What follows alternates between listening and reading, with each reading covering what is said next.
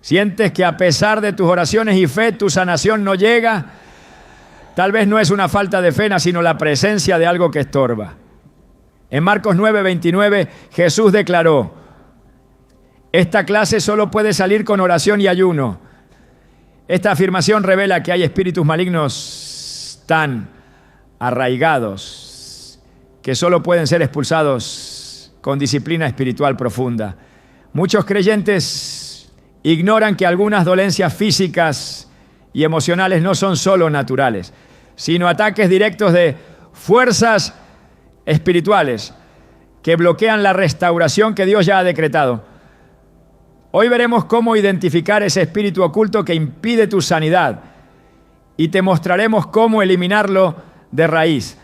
Te ayudaremos a reconocer su influencia, a enfrentarla con autoridad espiritual y a recuperar lo que el enemigo te ha robado. ¿Estás listo para entender lo que Dios tiene reservado para ti? Desde tiempos antiguos el ser humano ha buscado respuestas para su dolor. Cuando el cuerpo sufre, lo natural es acudir a un médico, buscar tratamiento, investigar diagnóstico. Pero ¿qué ocurre cuando, a pesar de todo esfuerzo, la sanación no llega? Y si la medicina no encuentra causa, pero el sufrimiento persiste. En muchos casos lo que parece una dolencia física es en realidad la manifestación de una herida más profunda. Una que no se ve en radiografías ni se detecta con análisis clínicos, pero que consume lentamente la vitalidad, la alegría y la paz interior. No todo lo que duele está en la carne. A veces el alma enferma primero y el cuerpo solo grita lo que el espíritu ya no puede callar. La Biblia revela verdades que el mundo moderno ha querido ignorar. En Mateo 8:16 se nos narra que al anochecer le llevaron muchos endemoniados y con su palabra expulsó a los espíritus y sanó a todos los enfermos. Este versículo nos muestra que en muchos casos Jesús no solo sanaba enfermedades físicas, sino que trataba con espíritus que las causaban. No eran simples dolencias del cuerpo, eran opresiones espirituales disfrazadas de enfermedad. Esta dimensión espiritual de la sanidad ha sido olvidada por muchos, pero sigue siendo tan real hoy como en los tiempos de Cristo. Hay espíritus malignos que operan silenciosamente, disfrazándose de trastornos emocionales, fatiga crónica, depresión, ansiedad, insomnio, enfermedades autoinmunes y un sinfín de síntomas sin explicación clínica definitiva. ¿Qué ocurre cuando la medicina dice no sabemos, pero tú sabes que algo no está bien? Es en ese punto donde el discernimiento espiritual se vuelve esencial. El enemigo ha perfeccionado el arte del engaño. Una de sus estrategias más peligrosas es hacerte creer que tu sufrimiento es puramente físico, cuando en realidad ha sido orquestado desde las tinieblas. Efesios 6:12 nos lo advierte con claridad. Porque no tenemos lucha contra carne y sangre, sino contra principados, contra potestades, contra los gobernadores de las tinieblas de este siglo, contra huestes espirituales de maldad en las regiones celestes. El cuerpo no es el enemigo, el síntoma no es la raíz. El verdadero conflicto ocurre en lo invisible, en lo espiritual, en lo profundo del alma, donde se libran las batallas más intensas. He conocido a personas que han peregrinado de médico en médico, especialistas, terapeutas, tratamientos alternativos y nada parece funcionar. Pero cuando alguien por fin les guía a confrontar el aspecto espiritual de su dolor, algo cambia. Recuerdo el testimonio de una mujer que por años sufrió dolores abdominales insoportables. Ningún examen encontraba causa, ningún tratamiento le aliviaba. Cuando comenzó a orar con ayuno, Dios le mostró que el origen de su dolor estaba ligado a una experiencia de abuso del pasado que nunca había sanado. Había permitido que la amargura, el temor y el resentimiento echaran raíces en su interior. Y en esa tierra contaminada, un espíritu de enfermedad había encontrado morada.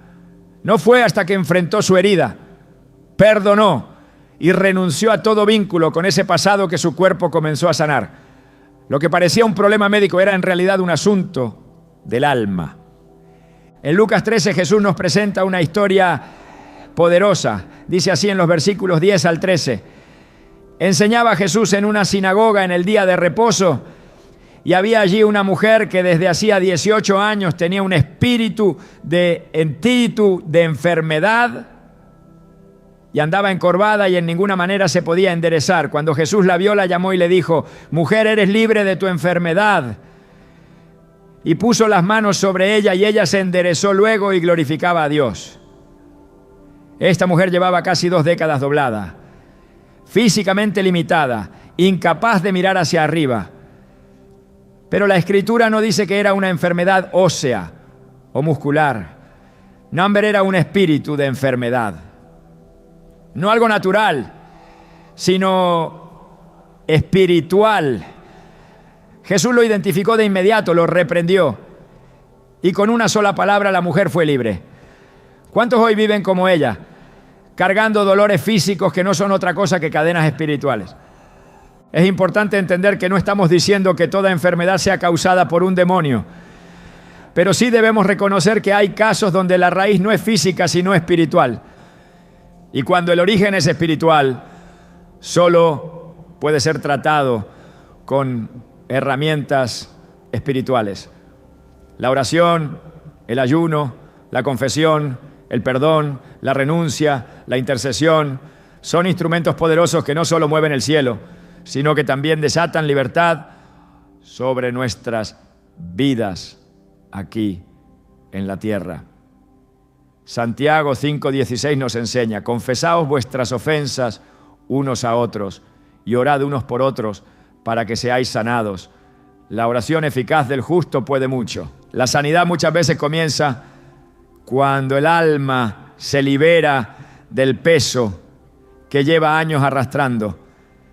Uno de los errores más comunes es ignorar las señales espirituales.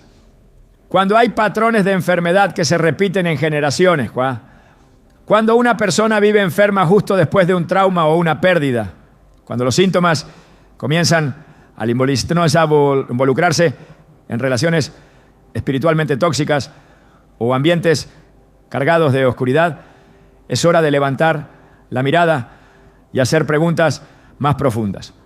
La sanidad no siempre comienza en el hospital, sino en el altar. Y el enemigo lo sabe. Por eso trabaja incansablemente para que no mires hacia el lugar correcto. Te quiere distraído con tratamientos interminables, desesperado por diagnósticos, confundido por síntomas. Pero cuando el pueblo de Dios despierta y reconoce que hay una dimensión más allá de lo visible, el enemigo pierde poder. El Salmo 107:20 declara: envió su palabra y los sanó y los libró de su ruina. Esta promesa sigue vigente. La palabra de Dios tiene poder para sanar no solo el cuerpo, sino también el alma y el espíritu.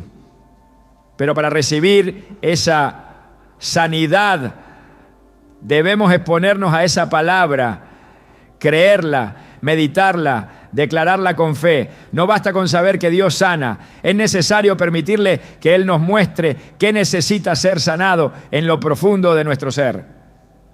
Muchas veces no es el dolor de cabeza lo que hay que tratar, sino el espíritu de ansiedad que se ha convertido en huésped constante. No es el insomnio el verdadero problema, sino la opresión espiritual que se manifiesta cuando cierras los ojos. No es solo cansancio, es un peso invisible que roba tus fuerzas porque se alimenta de tus heridas no sanadas. En Marcos 5 encontramos la historia de la mujer del flujo de sangre, 12 años padeciendo, 12 años sin respuesta. Dice la Escritura que había sufrido mucho de muchos médicos y gastado todo lo que tenía y nada había aprovechado. Antes le iba peor. Esta mujer representa a tantos que hoy se sienten igual, cansados, vacíos, sin soluciones. Pero ella hizo algo diferente. Se acercó a Jesús con fe, sabiendo que si tan solo tocaba el borde de su manto, sería sana. Y así fue. Jesús no solo la sanó físicamente, sino que también le dijo: hija, tu fe te ha hecho salva, ve en paz y queda sana de tu azote. La fe de esta mujer no solo tocó el poder de Dios, sino que destruyó toda raíz de desesperanza, de vergüenza y de dolor prolongado. La fe es una llave espiritual que abre la puerta a la sanidad cuando todo lo demás ha fallado.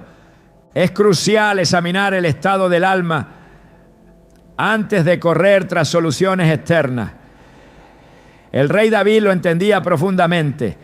En el Salmo 32, 3-5, él declara: mientras callé, se envejecieron mis huesos en mi gemir todo el día, porque de día y de noche se agravó sobre mí tu mano, se volvió mi verdor en sequedades de verano. Mi pecado te declaré y no encubrí mi iniquidad. Dije: confesaré mis transgresiones a Jehová, y tú perdonaste la maldad de mi pecado. Este pasaje nos revela cómo el pecado no confesado, el dolor reprimido y la culpa escondida pueden tener consecuencias físicas. Pero también nos muestra que cuando confesamos, cuando sacamos a la luz lo que estaba oculto, Dios responde con perdón y con sanidad. Hoy, tal vez tú también estás encorvado como aquella mujer en la sinagoga. Tal vez sientes un peso sobre tu espalda, un cansancio que no es solo físico, una tristeza que ningún medicamento puede aliviar. Quizás ya lo has intentado todo, pero ¿ya fuiste al lugar correcto? ¿Ya enfrentaste lo que tu alma no quiere recordar? ¿Ya expulsaste lo que tu espíritu lleva años soportando en silencio? No es casualidad que estés viendo este mensaje. Dios quiere revelarte que lo que te oprime no es solo una enfermedad, es un espíritu que debe ser confrontado, reprendido y echado fuera en el nombre de Jesús. No estás solo, no estás condenado. La sanidad que buscas no es imposible. Solo necesitas ir al origen real de tu dolor. Y cuando lo hagas verás cómo el cuerpo responde, cómo el alma respira, cómo la mente se aquieta. Porque donde el Espíritu del Señor está, allí hay libertad. La sanidad comienza con una revelación, una verdad espiritual que rompe el engaño. Y hoy esa verdad ha llegado hasta ti. No ignores la voz que te llama. No minimices los síntomas de tu alma. Dios quiere sanarte completamente. Pero primero necesitas dejar que Él entre, donde nadie más ha entrado. Y cuando lo haga, lo que por años estuvo bloqueado será liberado. Porque cuando Cristo libera, lo hace por completo. Muchos oran, muchos claman, muchos esperan, pero aún después de tanto tiempo nada cambia. La vida espiritual parece congelada. El avance se detiene. Las promesas no se cumplen. Lo que alguna vez fue un camino con dirección, ahora se ha transformado en un círculo constante de repetición. Las mismas luchas, los mismos tropiezos, las mismas puertas cerradas. Esto no es una simple pausa en el proceso, es la señal de una operación espiritual más profunda. Cuando lo visible no se transforma a pesar de todo el esfuerzo, es hora de mirar lo invisible. Y allí, en lo oculto, se encuentra muchas veces una realidad que no puede ignorarse: el espíritu de estancamiento. La palabra de Dios no deja vacíos cuando se trata de mostrar cómo operan estas fuerzas. En el libro de Deuteronomio, capítulo 2, versículo 3, se encuentra una declaración poderosa de parte del Señor a su pueblo. Ya bastante tiempo han estado rodeando este monte. Den la vuelta hacia el norte. Este mensaje no era una observación geográfica, era una confrontación espiritual. El pueblo de Israel había pasado años vagando alrededor de la misma región sin entrar en la tierra prometida. Estaban vivos, pero no avanzaban. Existían, pero no progresaban. Tenían dirección, pero no movimiento. Esa es la esencia del estancamiento espiritual. Vivir atrapado en una temporada que ya deberías haber terminado. Este tipo de estancamiento no siempre se nota al principio. Puede disfrazarse de prudencia, de espera, incluso de paciencia. Pero cuando las estaciones se prolongan más allá del propósito de Dios, cuando los ciclos se repiten y la esperanza se desgasta, hay que discernir si no estamos siendo retenidos por una fuerza espiritual que ha aprendido a operar en silencio. El enemigo sabe que no siempre necesita destruir para vencer, a veces basta con detener. Si logra congelar tu fe, si consigue hacerte girar en círculos, si te convence de que ya nada puede cambiar, ha logrado su objetivo. En Números 14, 33 a 34 se describe otra escena reveladora. Y vuestros hijos andarán pastoreando por el desierto 40 años y sufrirán por vuestras infidelidades hasta que vuestros cuerpos sean consumidos en el desierto. Conforme al número de los días, de los 40 días en que reconocisteis la tierra, llevaréis vuestras iniquidades 40 años, un año por cada día. El pueblo había dudado de Dios, había dejado que el temor les impidiera entrar y como consecuencia quedaron atrapados en un desierto que no fue diseñado para retenerlos, sino para prepararlos.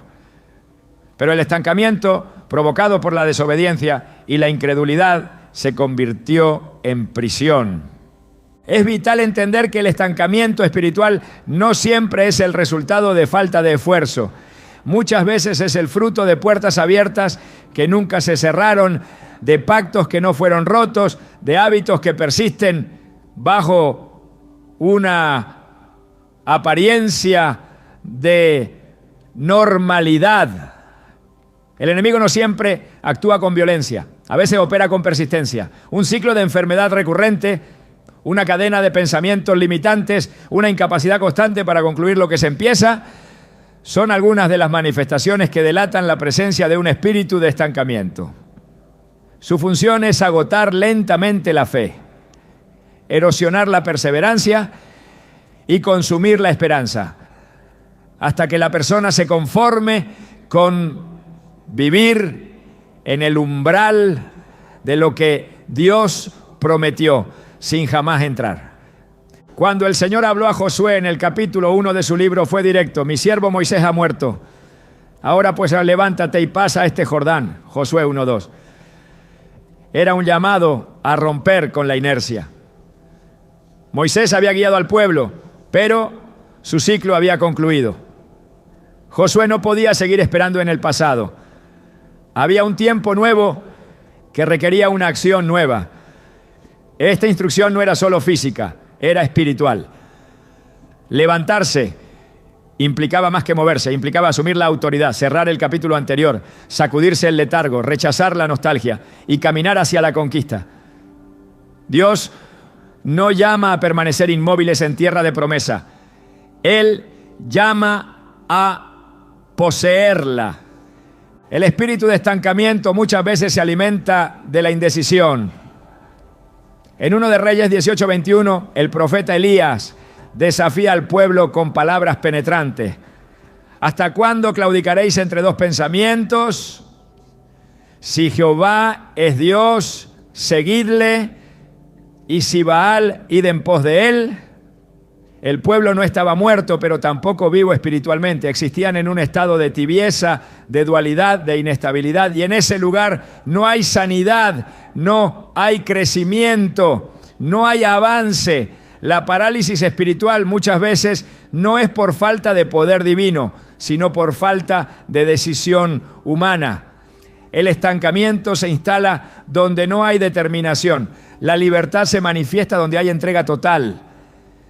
La Escritura también muestra que el estancamiento puede estar vinculado al olvido del pacto. En Jueces 2:10 a 11 se nos dice: y toda aquella generación también fue reunida a sus padres. Y se levantó después de ellos otra generación que no conocía a Jehová, ni la obra que él había hecho por Israel.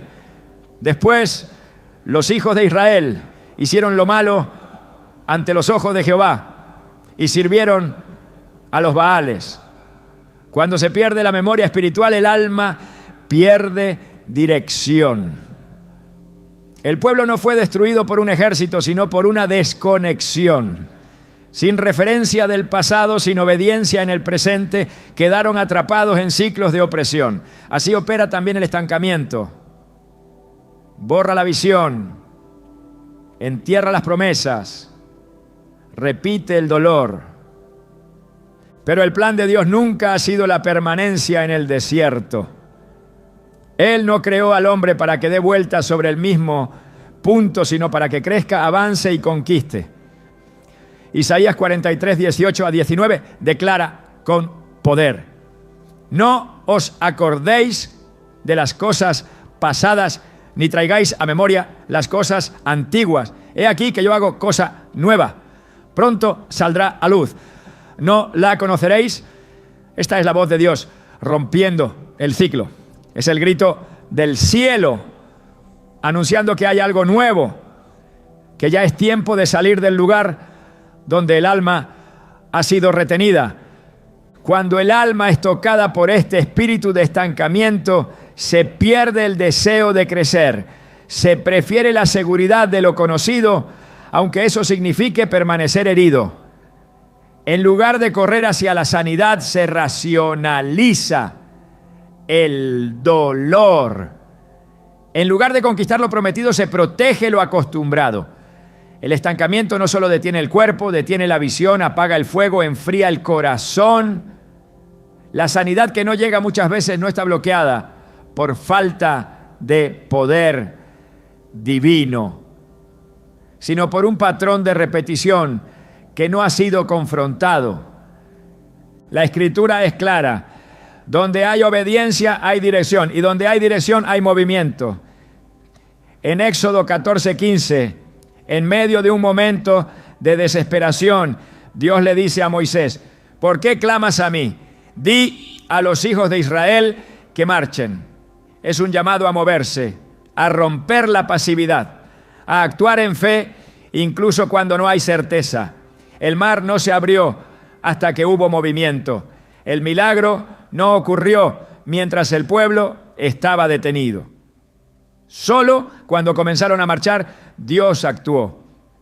El estancamiento se rompe cuando hay una acción de obediencia, aunque parezca ilógica, aunque parezca pequeña. Dios honra el movimiento que nace de la fe. Hay quienes viven en ciclos donde cada avance es seguido de una recaída. Cada progreso es frenado por una crisis. Cada intento de cambio termina en frustración. Esto no siempre es casual, es una señal de que hay una estructura espiritual diseñada para limitar. Y esas estructuras no caen con esfuerzo humano, sino con confrontación espiritual. En Jeremías 1:10, Dios le dice al profeta: mira que te he puesto en este día sobre naciones y sobre reinos para arrancar y para destruir, para arruinar y para derribar, para edificar y para plantar. Antes de construir hay que derribar, antes de avanzar hay que destruir lo que impide el paso. No se puede romper el estancamiento sin una guerra espiritual. El estancamiento también se manifiesta en la mente. En 2 Corintios 10, 4 a 5, el apóstol Pablo escribe: porque las armas de nuestra milicia no son carnales, sino poderosas en Dios para la destrucción de fortalezas, derribando argumentos y toda altivez que se levanta contra el conocimiento de Dios. Hay pensamientos que se convierten en prisiones, ideas que bloquean la fe, creencias que impiden recibir lo que ya fue prometido. Cada pensamiento que contradice la palabra es una muralla que debe caer. El espíritu de estancamiento opera en esas fortalezas mentales, repitiendo mentiras que parecen verdad. Pero cuando la mente es renovada por la palabra, el ciclo se rompe. Zacarías 4:6 nos recuerda cómo se conquista. No con ejército ni con fuerza, sino con mi espíritu, ha dicho Jehová de los ejércitos.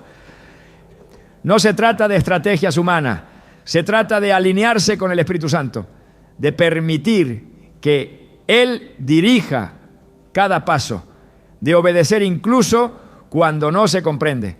La sanidad no es solo el alivio del cuerpo, es la restauración del movimiento espiritual. Es salir del lugar donde el alma quedó detenida y caminar hacia lo que Dios ya estableció. El espíritu de estancamiento debe ser discernido, confrontado y expulsado con autoridad espiritual. No es suficiente orar por sanidad si no se rompe lo que bloquea la manifestación. Es necesario declarar la verdad, cerrar las puertas abiertas, cortar los ciclos repetitivos y actuar con fe. Dios no ha llamado a nadie para morir en el desierto. Su voluntad es llevarnos a la tierra prometida, al cumplimiento de su palabra, al avance continuo en su presencia.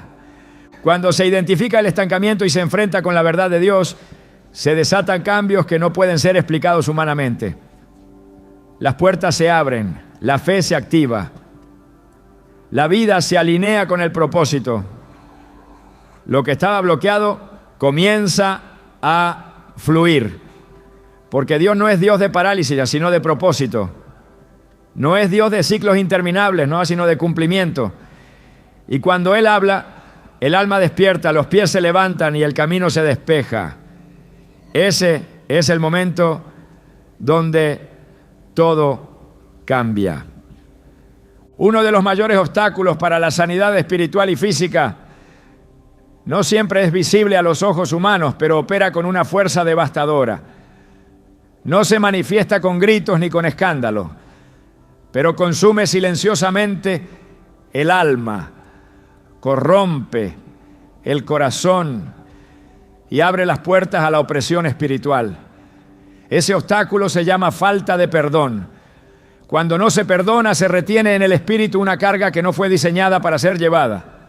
Esa carga se convierte en amargura, esa amargura en raíz, y esa raíz da fruto en forma de enfermedad, estancamiento, tormento e incluso opresión demoníaca. La falta de perdón no es solo una decisión emocional, es una puerta espiritual que define si el alma será libre o quedará encadenada. Jesús no trató el perdón como una sugerencia opcional. En Marcos 11 y 25 lo dejó claro.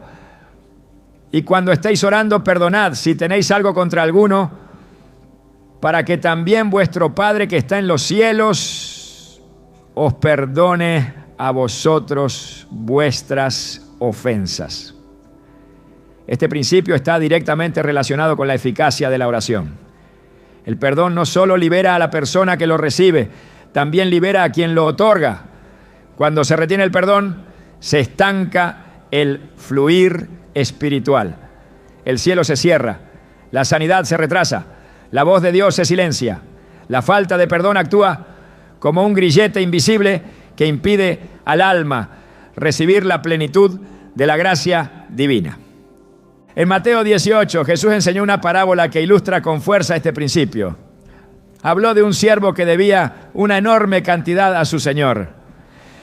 El Señor, movido a misericordia, le perdonó la deuda. Pero ese mismo siervo, al encontrar a otro que le debía una cantidad mucho menor, no quiso perdonarlo y lo mandó a la cárcel. Al enterarse, el Señor lo llamó y le dijo: ¿no debías tú también tener misericordia de tu consiervo, como yo tuve misericordia de ti?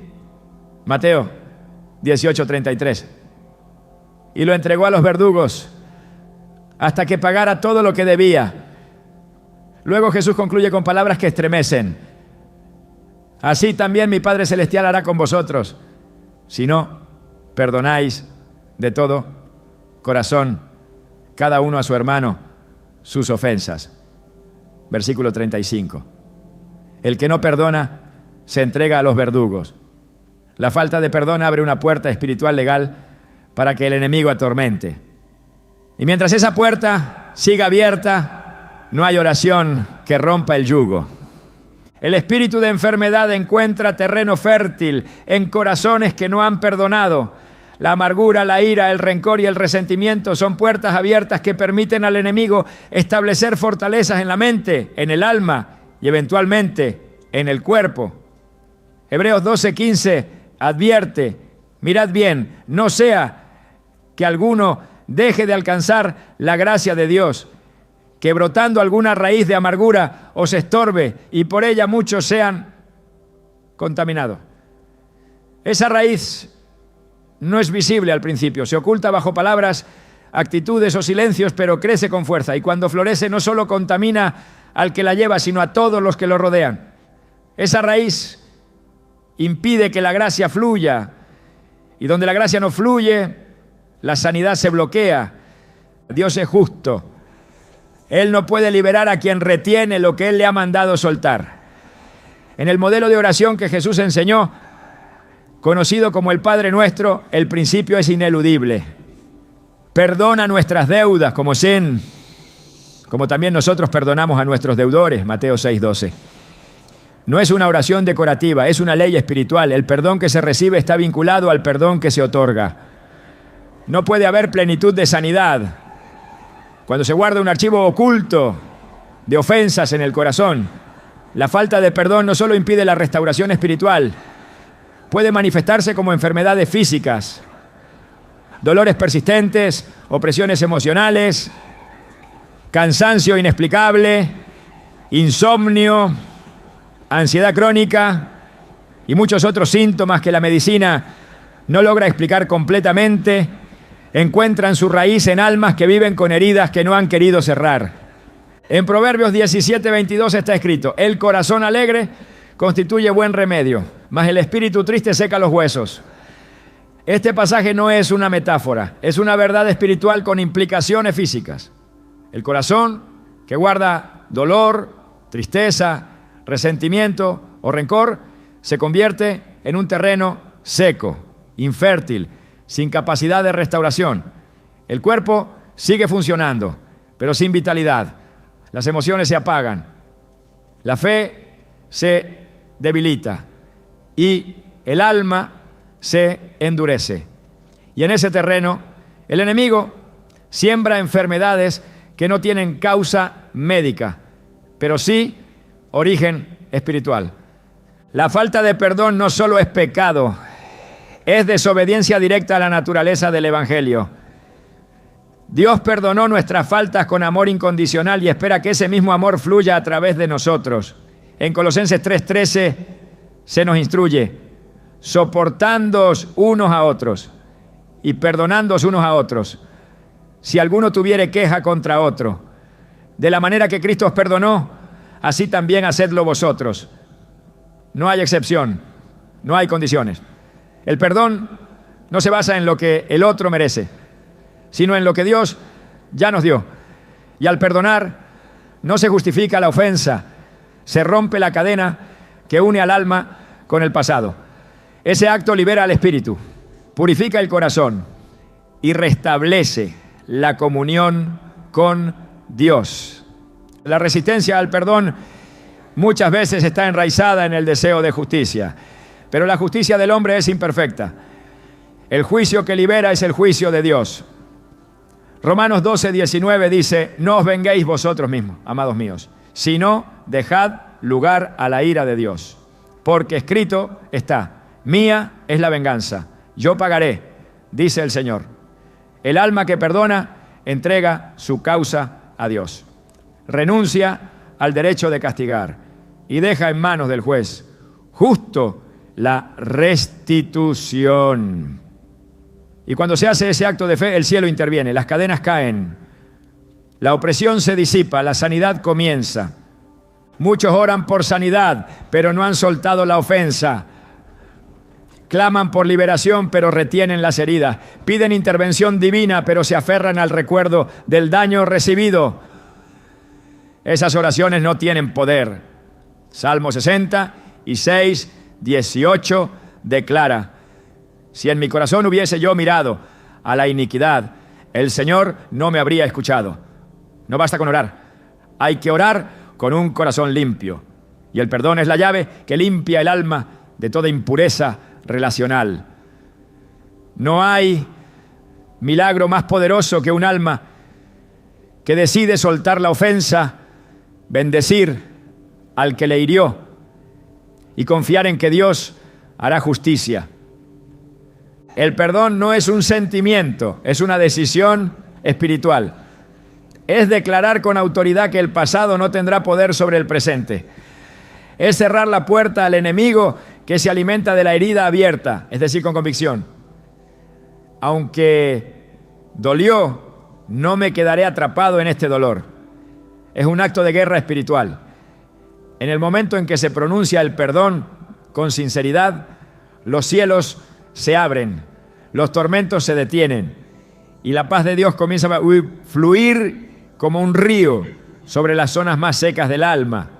Jesús, en su momento de mayor agonía, colgado en la cruz, exhalando sus últimas fuerzas, no gritó juicio, no exigió venganza, no condenó a sus verdugos. Pronunció una oración que resuena con poder eterno: Padre, perdónalos, porque no saben lo que hacen. Lucas 23, 34. Ese acto rompió la maldición del pecado, desarmó al enemigo y abrió la puerta de la redención. Si el Hijo de Dios, inocente y perfecto, pudo perdonar en el momento más oscuro, ¿cuánto más deberíamos hacerlo nosotros que hemos recibido ese mismo perdón? No se puede avanzar en la vida espiritual con cargas no resueltas. No se puede entrar en la plenitud de la sanidad sin haber enfrentado primero las heridas del alma. La falta de perdón es una prisión invisible. La amargura es un veneno lento. El resentimiento es una trampa disfrazada de justicia. Pero la palabra de Dios ofrece una salida. Efesios 4, 31 a 32 lo expresa con claridad. Quítense de vosotros toda amargura, enojo, ira, gritería y maledicencia y toda malicia. Antes sed benignos unos con otros, misericordiosos, perdonándoos unos a otros, como Dios también os perdonó a vosotros en Cristo. No se trata de un consejo, sino de una orden que conduce a la libertad. La sanidad completa comienza cuando el alma suelta, el corazón que suelta el dolor, la mente que renuncia al recuerdo tóxico, el espíritu que se abre a la gracia divina. Ese es el terreno donde Dios puede plantar restauración verdadera. Ninguna cadena del pasado puede resistir el poder del perdón. Ninguna fortaleza demoníaca puede mantenerse en pie donde el amor ha vencido al rencor. Y ninguna enfermedad puede seguir dominando donde el alma ha sido purificada por la decisión de liberar a quien había sido retenido. Hoy el llamado es claro: no basta con querer sanar, hay que remover lo que estorba. Y si lo que estorba es la falta de perdón, entonces el primer paso hacia la sanidad es decir perdono. No por obligación, sino por obediencia. No por debilidad, sino por fuerza espiritual. No porque el otro lo merezca, sino porque Dios lo ordena. Y cuando esa palabra se pronuncia con fe, el enemigo pierde todo derecho legal. El espíritu de enfermedad que se alimenta del odio se queda sin sustento. El alma se libera y la sanidad comienza a manifestarse. El miedo no es una emoción cualquiera, no es simplemente una reacción natural ante el peligro. El miedo, cuando no es confrontado a la luz de la verdad de Dios, se convierte en una estructura espiritual que paraliza la fe, debilita el alma y bloquea completamente el fluir del poder divino. En la superficie puede parecer un simple sentimiento de inseguridad, pero en lo profundo es una de las herramientas más efectivas que el enemigo utiliza para sembrar dudas, romper convicciones, y evitar que se manifieste lo que el cielo ya ha decretado. El miedo no entra con estruendo, entra con susurro. Se presenta disfrazado de lógica, de prudencia, de realismo. Dice cosas como, ¿y si no te sana? ¿Y si esto no cambia nunca? ¿Y si todo empeora? Es en esas preguntas donde empieza a erosionarse la fe. Y una fe debilitada es terreno fértil para el estancamiento, la enfermedad y el silencio de Dios. En 2 Timoteo 1:7, el apóstol Pablo declara con contundencia, porque no nos ha dado Dios espíritu de cobardía, sino de poder, de amor y de dominio propio. Esto no es una expresión simbólica, es una afirmación directa. El miedo es un espíritu y como tal debe ser confrontado espiritualmente. Desde el principio de la Escritura se revela que el miedo fue uno de los primeros efectos de la caída. Cuando Adán y Eva desobedecieron, su primera reacción fue esconderse. Y cuando Dios los llama, Adán responde, oí tu voz en el huerto y tuve miedo. Génesis 3:10. El miedo fue la primera señal de que la relación con Dios había sido rota. El hombre que antes caminaba en libertad ahora se escondía. El miedo siempre empuja a huir de la presencia de Dios. Y fuera de su presencia no hay sanidad, no hay restauración, no hay libertad. El miedo actúa como una niebla que distorsiona la percepción. Donde hay miedo, las promesas se ven lejanas. Las oraciones se sienten débiles. El futuro parece oscuro. La fe no desaparece de golpe, pero empieza a diluirse en la incertidumbre. En Números 13, cuando los espías fueron enviados a explorar la tierra prometida, todos vieron la misma realidad. Una tierra fértil, llena de frutos, pero habitada por gigantes. Solo 2 de ellos, Josué, Caleb, creyeron que podían conquistarla. El resto, atemorizados, dijeron, no podremos subir contra aquel pueblo, porque es más fuerte que nosotros. El miedo transformó una promesa en una amenaza. El pueblo creyó, es esa versión, y como resultado quedaron condenados a vagar en el desierto. El miedo no solo paraliza, puede retrasar años el cumplimiento de un propósito divino. Hay una guerra espiritual en curso y el campo de batalla es la mente. Romanos 8:15 afirma, pues no habéis recibido el espíritu de esclavitud para estar otra vez en temor, sino que habéis recibido el espíritu de adopción por el cual clamamos. Abba, Padre. El miedo esclaviza, hace al alma retroceder cuando debería avanzar. El miedo susurra que es tarde, que es inútil, que ya no hay oportunidad. Pero la adopción divina nos asegura acceso pleno al corazón del Padre, y en Él no hay lugar para el temor. Donde hay paternidad divina, hay seguridad. Donde hay amor perfecto, el miedo no puede sostenerse. El temor no solo afecta la fe, también afecta el cuerpo. Provoca tensión, insomnio, debilitamiento del sistema inmunológico, fatiga y desequilibrio emocional. Es una señal visible de un conflicto espiritual invisible. En muchas ocasiones, la raíz de la enfermedad no está en una bacteria o un virus, sino en un miedo constante, una ansiedad no tratada, una angustia que se ha alojado en el alma y ha comenzado a influir en el cuerpo.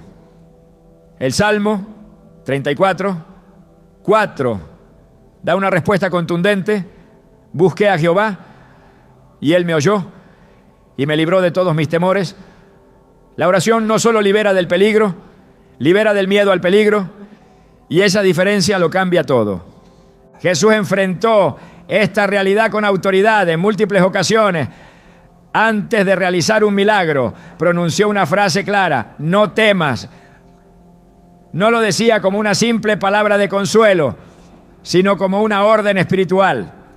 En Marcos 5:36, cuando informan a Jairo que su hija ha muerto, Jesús le responde: no temas, cree solamente.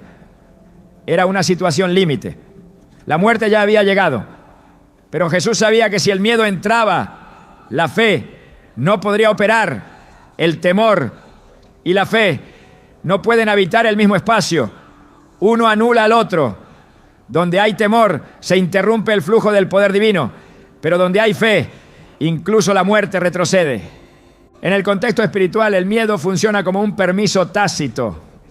Lo que temes te domina. Lo que aceptas como inevitable se fortalece en tu vida. Job lo expresó así: porque el temor que me espantaba me ha venido y me ha acontecido lo que yo temía. Job 3:25. Esta declaración no es casual. Es una ley espiritual en acción. El miedo persistente, no confrontado con la verdad de Dios, puede convertirse en una realidad tangible. El enemigo trabaja con acuerdos. Si el alma acuerda con el temor, se cierra a la intervención divina. Por eso es imprescindible romper ese vínculo, declarar con la palabra, rechazar con la autoridad del Espíritu Santo todo pensamiento que no proviene de Dios. La palabra de Dios no ignora la realidad del miedo, pero no lo valida como parte del diseño del creyente. Isaías 41:10 lo confirma. No temas, porque yo estoy contigo. No desmayes, porque yo soy tu Dios, que te esfuerzo. Siempre te ayudaré. Siempre te sustentaré con la diestra de mi justicia. La clave para vencer el miedo no está en la negación, sino en la presencia. Dios no promete ausencia de problemas, pero sí su compañía constante. Y su presencia es suficiente para silenciar cada temor.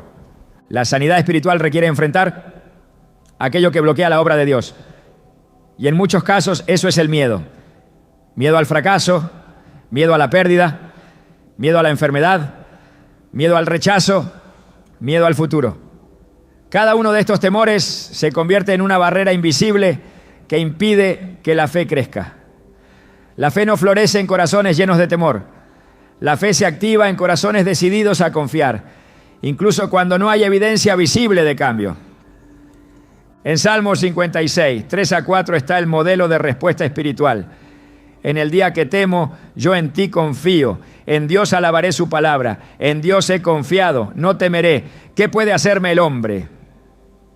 No se trata de no sentir miedo, sino de no ceder al miedo, de reemplazar el temor con confianza, de responder al ataque con adoración, de levantar la palabra como escudo ante todo dardo del enemigo.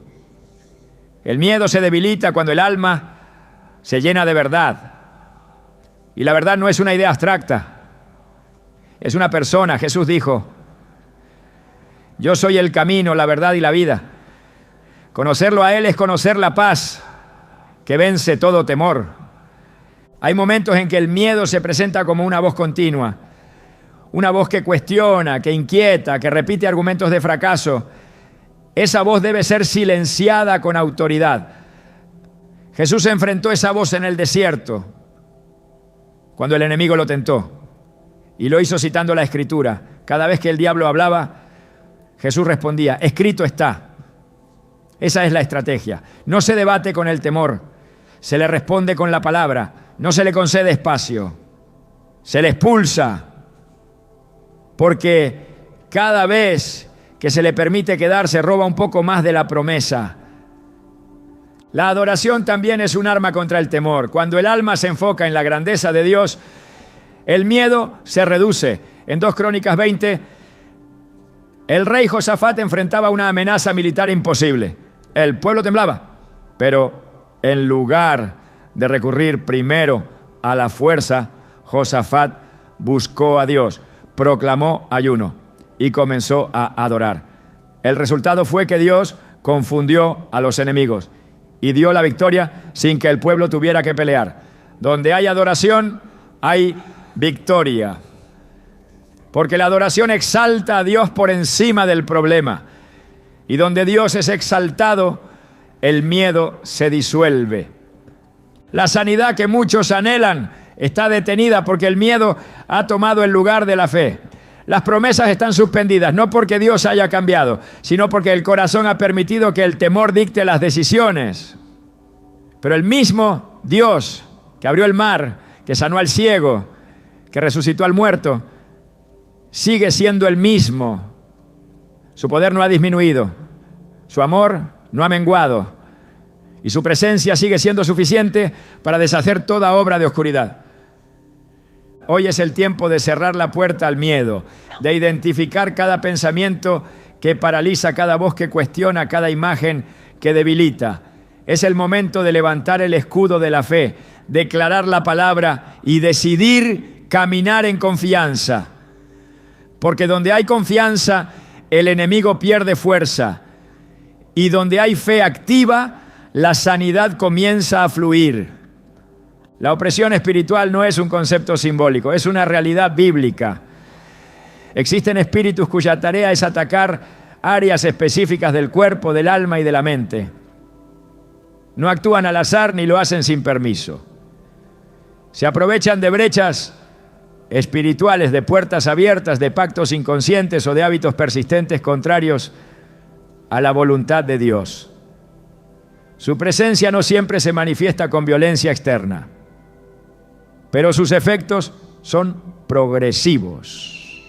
Agotamiento inexplicable, dolencias repetitivas, pérdida de energía vital, ciclos interminables de enfermedad.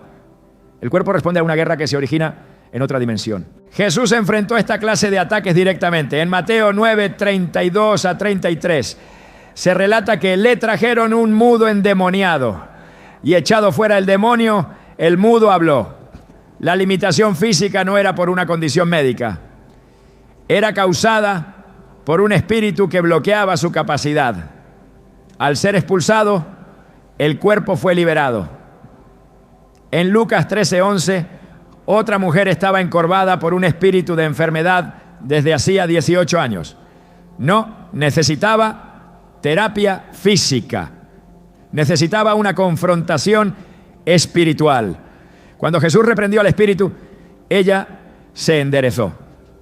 Estos pasajes revelan que existen entidades designadas para oprimir áreas específicas del cuerpo. No todas las dolencias tienen raíz biológica. Muchas son síntomas visibles de una atadura invisible. En Efesios 6:12 se expone el sistema jerárquico de las fuerzas del mal.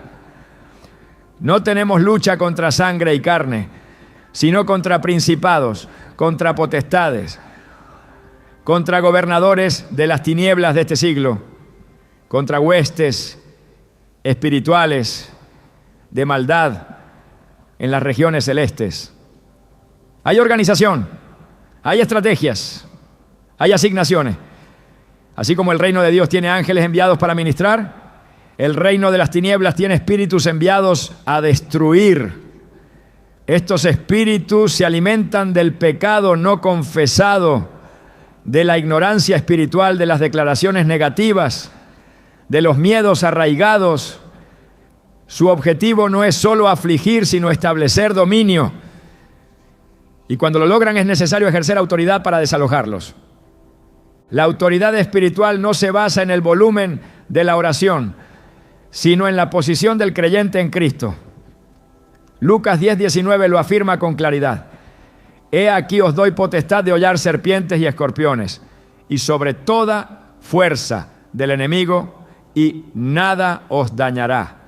Esta potestad no es retórica, es una delegación real de poder, pero debe ejercerse en santidad, con discernimiento y bajo la cobertura de la palabra.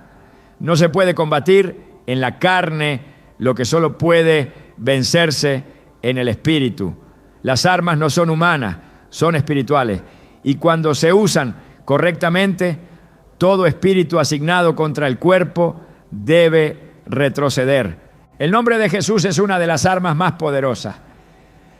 En Filipenses 2:10 se declara: para que en el nombre de Jesús se doble toda rodilla de los que están en los cielos y en la tierra y debajo de la tierra. No hay entidad espiritual que pueda resistir la autoridad de ese nombre. Pero ese nombre no puede ser usado con ligereza. Solo quienes están bajo su señorío, quienes viven rendidos a su voluntad, pueden invocar su poder con efectividad. La santidad es un escudo. La obediencia es una fortaleza. El enemigo reconoce la autoridad, no las apariencias. En Hechos 19, los hijos de Seba intentaron usar el nombre de Jesús sin tener relación con él. Y el Espíritu los enfrentó diciendo: a Jesús conozco y sé quién es Pablo, pero vosotros, ¿quiénes sois? La autoridad no se imita, se recibe por consagración. Otra arma clave es la sangre del Cordero. Apocalipsis 12:11 dice que los creyentes vencen por medio de la sangre del Cordero y de la palabra del testimonio de ellos. Esa sangre no solo redime, también protege, limpia, restaura. Cuando el creyente ora declarando esa sangre sobre su cuerpo, su casa, su entorno, está marcando territorio espiritual. El enemigo no puede cruzar la línea de la sangre sin ser confrontado por el poder del cielo. Es un límite inviolable, un recordatorio constante de la derrota del infierno.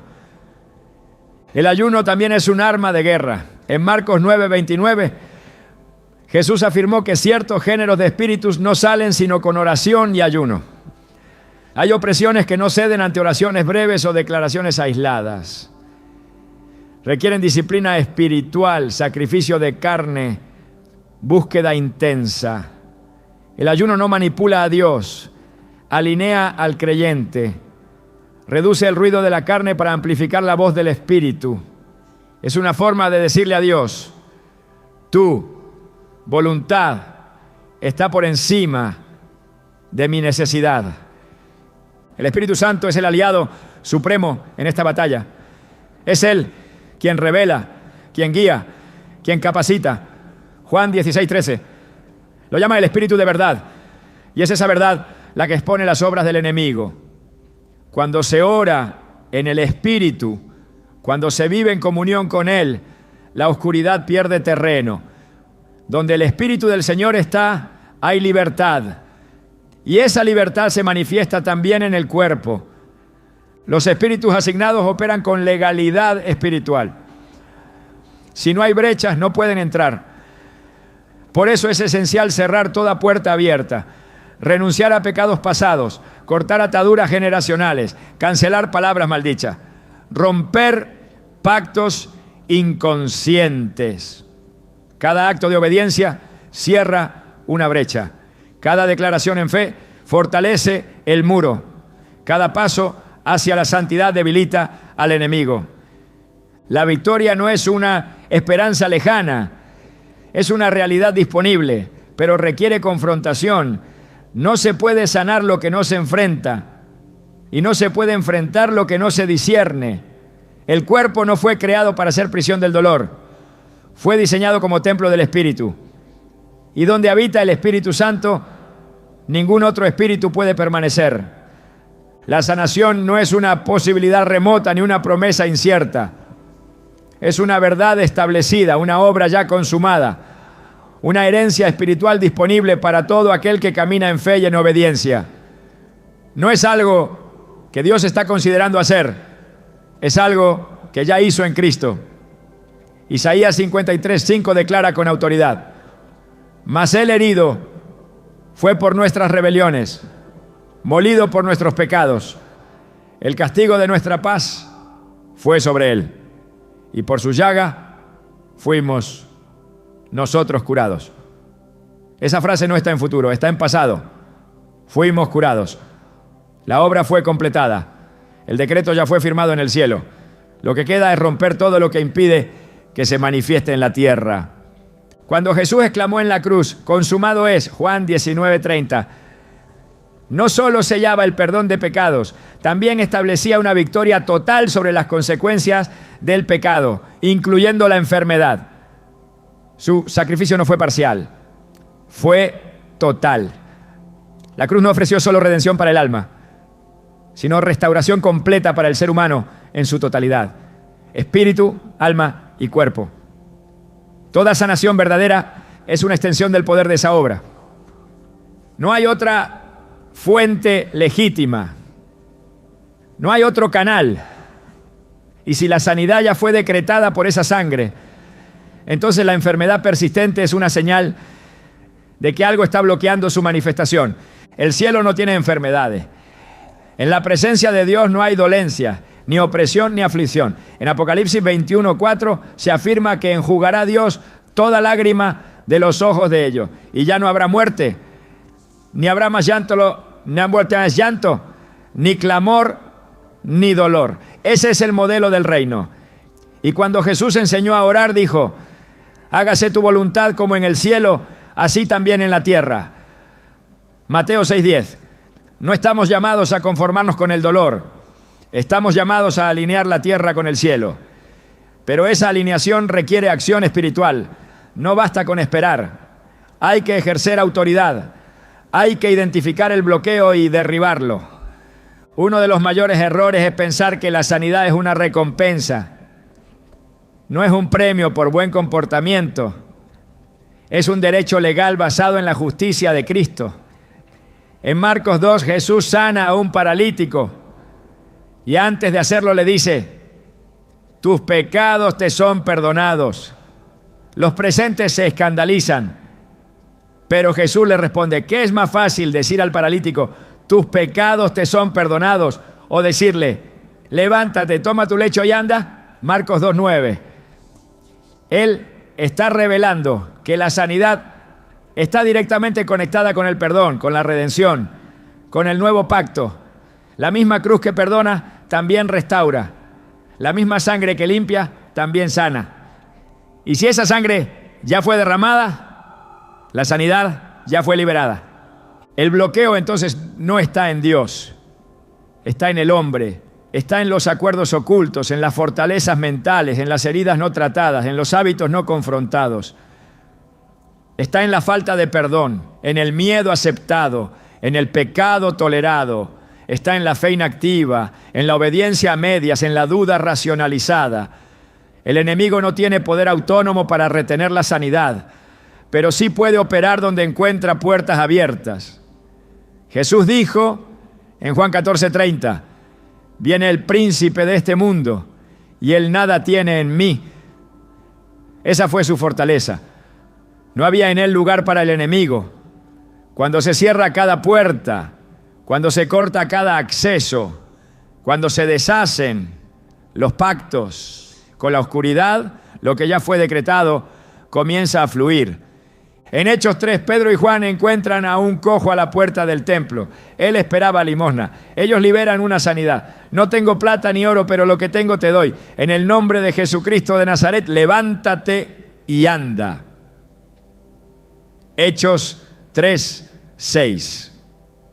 Esa sanidad no fue generada en el momento, fue liberada. Ya existía en el ámbito espiritual y la fe activa la trajo a lo visible. Así funciona el reino. La sanidad no se negocia, se ejecuta. No se ruega como quien mendiga. Se reclama como quien posee una herencia legítima. El creyente no está llamado a tolerar la opresión, sino a resistirla. Santiago 4:7 lo establece con claridad. Someteos pues a Dios, resistid al diablo y huirá de vosotros. La resistencia espiritual no es pasiva, es firme, es constante, es respaldada por la palabra. No se trata de insistencia emocional, sino de legalidad espiritual. El enemigo huye donde encuentra autoridad ejercida, y esa autoridad nace de la obediencia. Cuanto más alineado está el corazón con Dios, más fluye la manifestación del cielo sobre la tierra. La sanidad ya fue provista, el precio ya fue pagado, el decreto ya fue pronunciado, pero el alma necesita estar lista para recibirlo. Y eso requiere romper con todo pensamiento contrario a la verdad de Dios. En 2 Corintios 10, 4 a 5 se afirma que las armas de nuestra milicia no son carnales, sino poderosas en Dios para la destrucción de fortalezas.